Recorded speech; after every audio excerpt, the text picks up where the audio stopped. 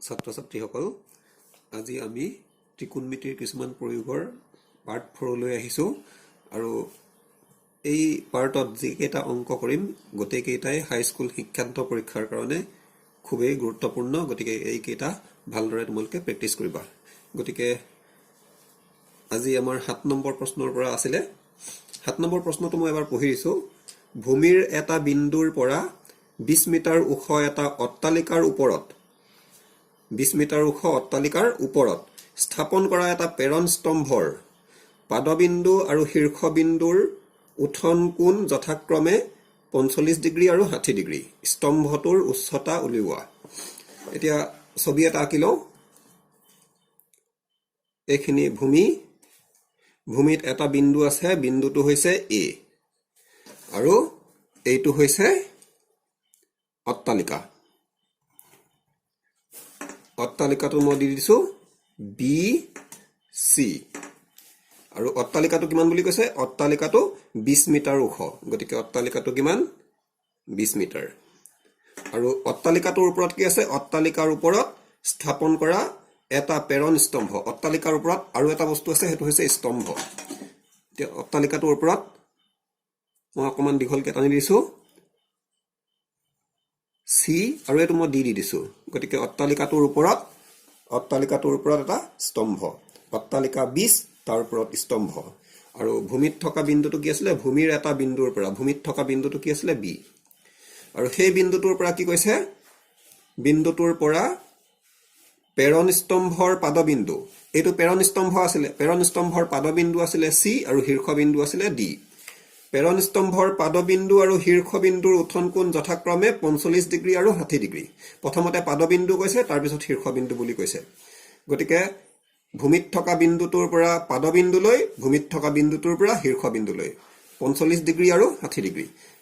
গতিকে মই ভূমিত থকা বিন্দুটোৰ পৰা পোনে পোনে যোৱাডাল হৈছে অনুভূমিক ৰেখা আৰু প্ৰেৰণ স্তম্ভৰ পাদবিন্দুলৈ যোৱাডাল হৈছে নিৰীক্ষণ ৰেখা। নিৰীক্ষণ ৰেখাডাল যিহেতু ওপৰত আছে, গতিকে এইটো হৈছে উঠন কোণ। নিৰীক্ষণ ৰেখা ওপৰত থাকিলে উঠন কোণ। সেই উঠন কোণটো কিমান ডিগ্ৰী? 45 ডিগ্ৰী। আৰু এই ভূমিত থকা বিন্দুটোৰ পৰা এবাৰ কি হলে? প্ৰথমতে পাদবিন্দুলৈ গ'ল, তাৰপিছত এবাৰ শীৰ্ষবিন্দুলৈ। প্ৰেৰণ স্তম্ভৰ শীৰ্ষবিন্দু কোণটো ডি। ডি লৈ উঠন কোণটো কিমান ডিগ্ৰী? 60 ডিগ্ৰী। গতিকে বিন্দুটোৰ পৰা পোনে পোনে অনুভূমিক আৰু বিন্দুটোৰ পৰা শীৰ্ষবিন্দুলৈ ডি লৈ। গতিকে পোনে পোনেডাল অনুভূমিক আৰু শীৰ্ষলৈ টনাডাল নিৰীক্ষণ। গতিকে এইটো এটা উঠন কোণ, কাৰণ নিৰীক্ষণডাল ওপৰলৈ আছে আৰু এই কোণটো কিমান ডিগ্ৰী? 60 ডিগ্ৰী। কি উলিয়াব কৈছে? স্তম্ভটোৰ উচ্চতা উলিওৱা। স্তম্ভ কোণটো আছিলে চি ডি। বি চি কি আছিলে? অট্টালিকা আছিলে। গতিকে মই কথাকেইটা লিখি লৈছো।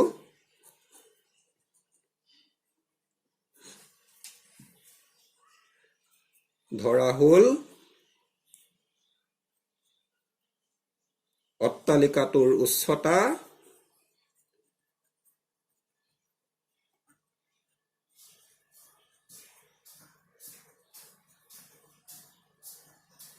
B C equal to B C কিমান আছিলে? 20 মিটাৰ বুলি কৈছিলে। প্ৰশ্নটোত কৈ দিছিলে 20 মিটাৰ ওখ অট্টালিকা। প্ৰেৰণ স্তম্ভ বুলি কৈছিলে। প্ৰেৰণ স্তম্ভৰ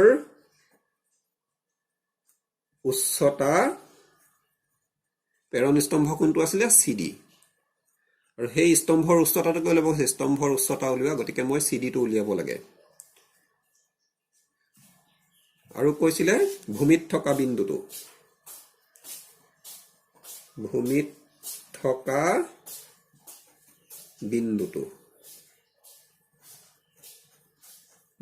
বিন্দুটো কোনটো আছিলে? এ। দিয়া আছে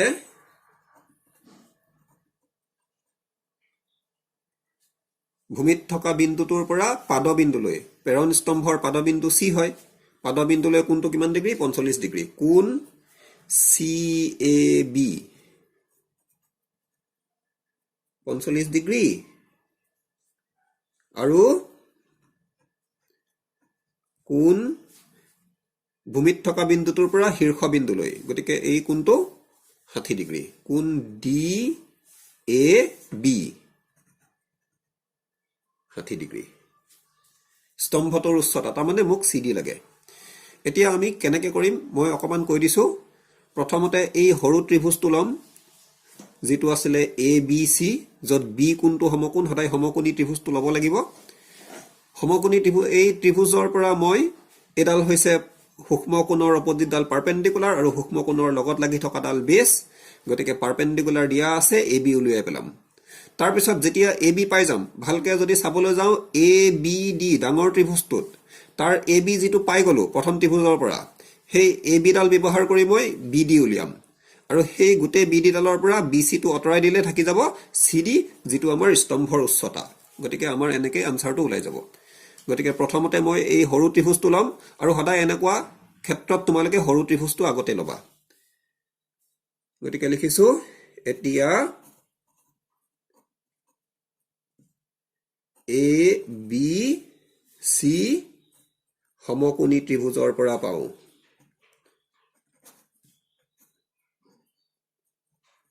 ত্ৰিভুজৰ পৰা পাও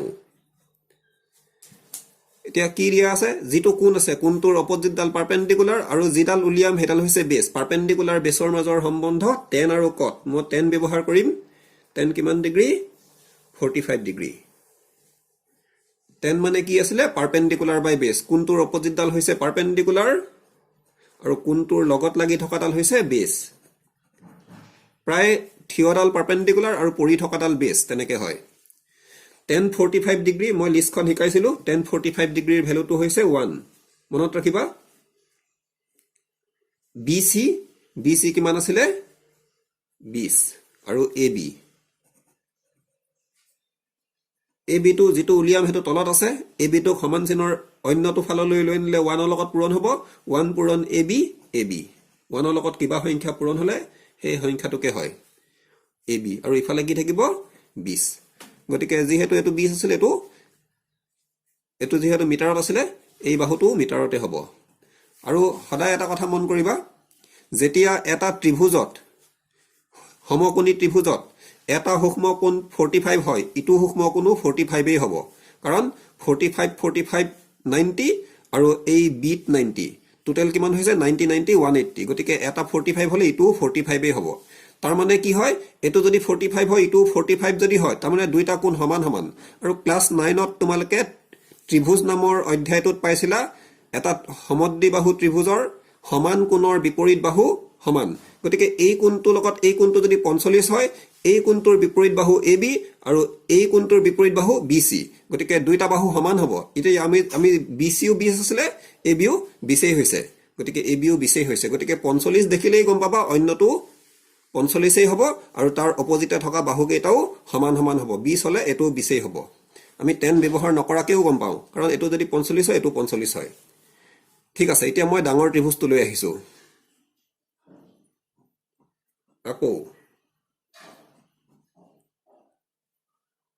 ABD সদায় সমকোণটো লবই লাগিব সমকোণী ত্ৰিভুজৰ পৰা পাও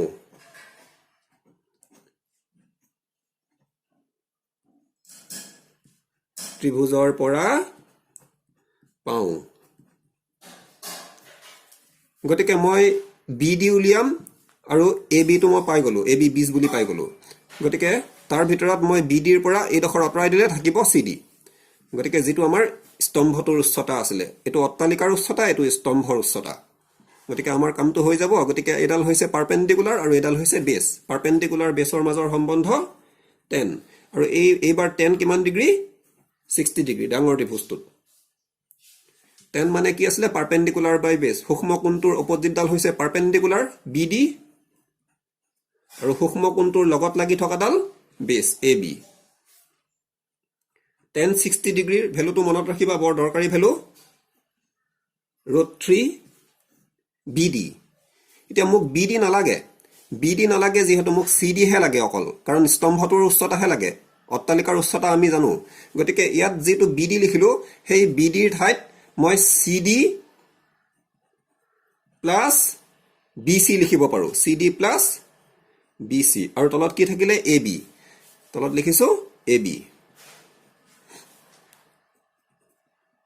root 3 equal to CD plus BC BC মোক দিয়া আছিলে অট্টালিকাৰ উচ্চতা 20 আৰু AB অকমান আগতে এই ত্ৰিভুজটোত মই AB উলিয়াইছিলো AB কিমান পাইছিলো 20 এতিয়া আমি দেখিছো ইয়াত অকল CD আছে CD উলাই যাব ধুনিয়াকে এই 20 টো হৰণ হৈ আছে অন্যটো সাইডলৈ পক্ষান্তৰ কৰিলে ৰুট 3 লগত পূৰণ হ'ব কিমান হ'ব 20 পূৰণ ৰুট 3 বা ৰুট 3 পূৰণ 20 পূৰণ ৰুট 3 হৈ যাব আৰু ইফালে কি থাকিলে CD প্লাছ 20 এই 20 টো সমান চিনৰ অন্যটো সাইডলৈ পক্ষান্তৰ কৰিলে মোৰ CD উলাই যাব যেটো আসলে আমাৰ CD আসলে প্ৰেৰণ স্তম্ভটোৰ উচ্চতা গতিকে মই CD টো ৰাখি দিছো 20 টো পক্ষান্তৰ কৰি দিও 20 ৰুট 3 আসলে প্লাস হৈ আসলে মাইনাস হৈ যাব -20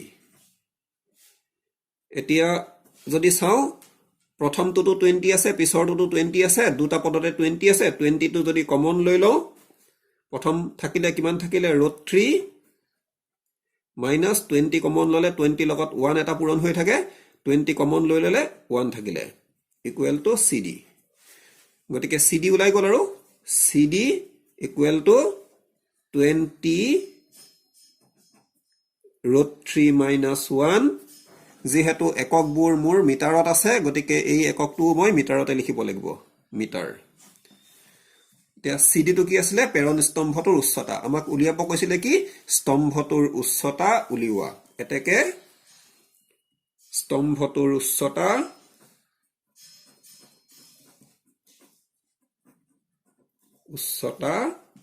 CD equal to 20 root 3 -1 metre গতিকে তোমালোকে এনেকুৱা ধৰণৰ প্ৰশ্নত সদায় সৰু ত্ৰিভুজটোৰ বাহুটো উলুৱাই লবা তেতিয়া ডাঙৰ ত্ৰিভুজটো কৰিবলৈ পিছত কৰিবলৈ ভাল হ'ব এনেকৈ বহাই দিলে হৈ গল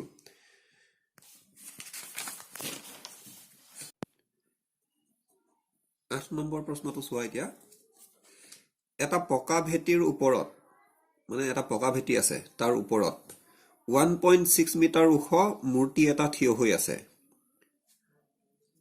ভূমিৰ এটা বিন্দুৰ পৰা মূৰ্তিটোৰ শীৰ্ষৰ উঠন কোণ 60 ডিগ্ৰী আৰু একেটা বিন্দুৰ পৰা যেটো ভূমিত যেটো বিন্দু আছিল হে বিন্দুটোৰ পৰা ভেটিটোৰ শীৰ্ষৰ উঠন কোণ 45 ডিগ্ৰী গতিকে ভেটিটোৰ উচ্চতা নিৰ্ণয় কৰা ছবিটো আঁকি লওঁ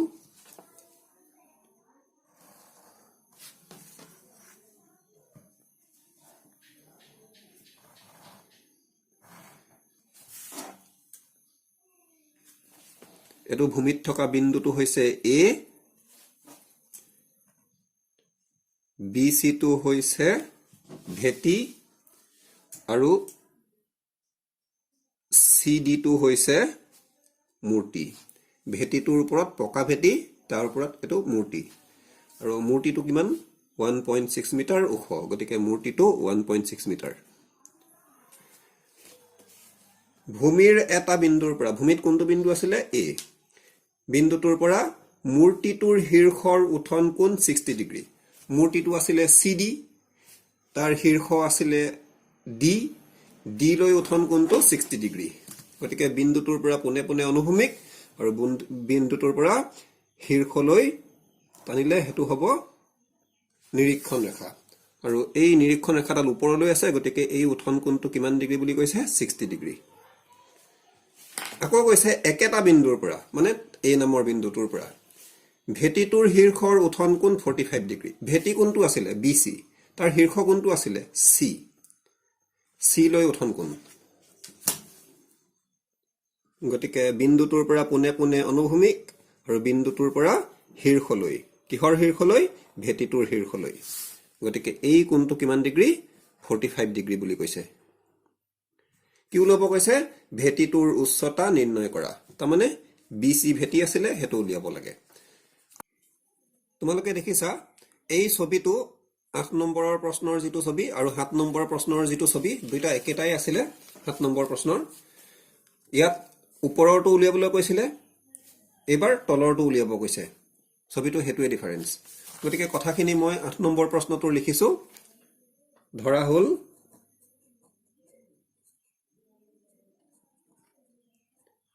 ভেটিটোৰ উচ্চতা, এইটো ভেটি আছিলে,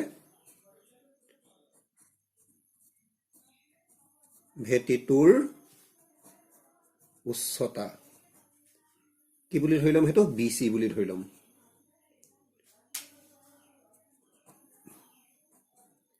মূৰ্তিটোৰ উচ্চতা,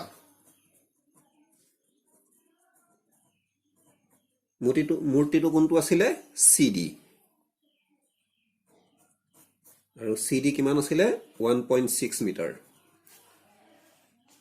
আৰু ভূমিত থকা বিন্দুটো,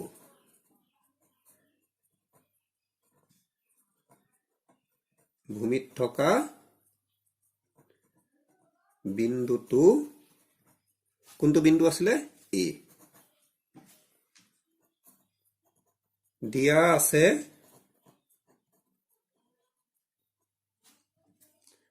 কোণ DAB, কিমান ডিগ্ৰী বুলি দিছিলে, সেইটো 60 ডিগ্ৰী। আৰু কোণ CAB কিমান ডিগ্ৰী, সেইটো 45 ডিগ্ৰী। আৰু ইয়াত এটা কথা কৈ দিওঁ, ইয়াত যিটো ভেটি আছিলে, ভেটিটোৰ শীৰ্ষ C, আৰু যদি মোক যদি ক'লেহেঁতেন মূৰ্তিটোৰ পাদবিন্দু C, গতিকে ভেটিটোৰ শীৰ্ষ বিন্দু নকৈ পেলাই মূৰ্তিটোৰ পাদবিন্দু বুলিও ক'ব পাৰে। এতিয়া আগৰ প্ৰশ্নটোৰ দৰেই মই কৈছিলো, এনেকুৱা ছবি হলে তলৰ ডখৰ ওলোৱাই ল'বা সদায়। তলৰ ত্ৰিভুজটো লৈ আহিছো, ABC সমকোণী ত্ৰিভুজৰ পৰা পাওঁ।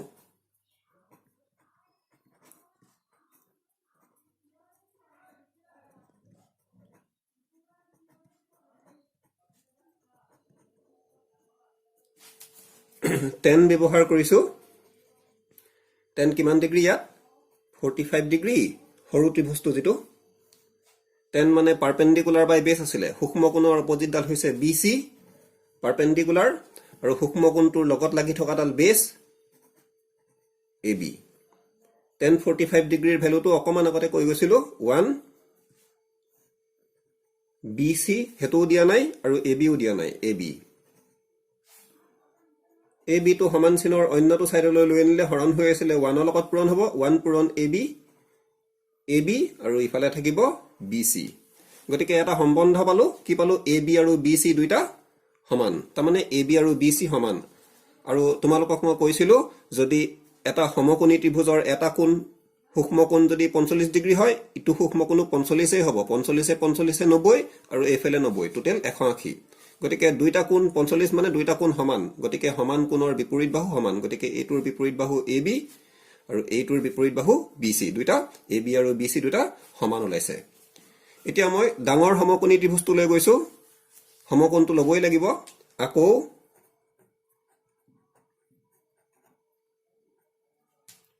ABD সমকোণী ত্ৰিভুজৰ পৰা পাওঁ,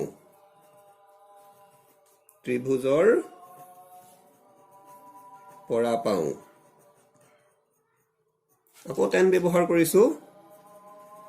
10 কোণটো কিমান ডিগ্ৰী আছিলে, 60 ডিগ্ৰী। 10 মানে পাৰপেণ্ডিকুলাৰ বাই বেছ, পাৰপেণ্ডিকুলাৰ, সূক্ষ্ম কোণটোৰ অপজিটডাল পাৰপেণ্ডিকুলাৰ, এই মাজৰডাল নাই বুলি ভাবি লোৱা ছবিটোত। 60 ডিগ্ৰী, 60 ডিগ্ৰী অপজিটত পাৰপেণ্ডিকুলাৰ হৈছে BD, আৰু বাই বেছ, বেছ কোণটো আছিলে সূক্ষ্ম কোণটোৰ লগত লাগি থকাডাল AB।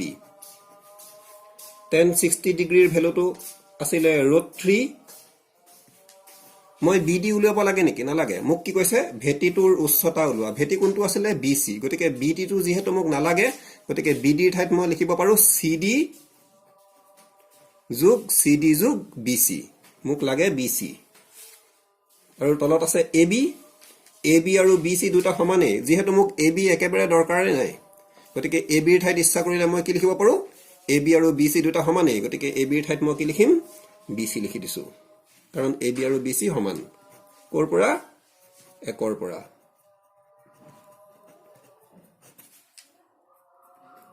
BC টো সমান চিনৰ অন্যটো চাইডলৈ লৈ আনিছো, √3 লগত পূৰণ হৈ যাব, BC পূৰণ √3,